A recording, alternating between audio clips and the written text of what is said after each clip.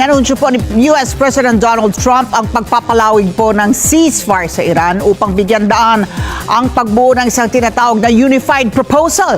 Ginawa po ang hakbang sa hiling na rin ng mga tagapagmagitan sa sina Prime Minister Shehbaz Sharif at Field Marshal Asim Munir ng Pakistan.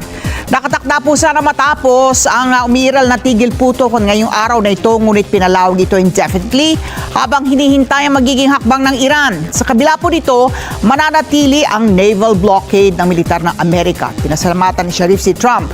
Ngunit minaliit naman ito yung kampo ng Iran at sinabing hindi dapat nagdidikta ng kondisyon ang panig ng natatalo.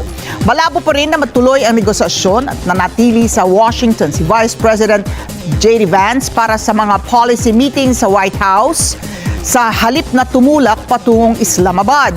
Nagpabala naman ang Iran na ang patuloy na naval blockade ng Amerika ay tinuturing nilang act of war at paglabag sa kasunduan. Nakatutok ang mundo sa kung ano ang susunod na hakbang bago matapos po ang palugit.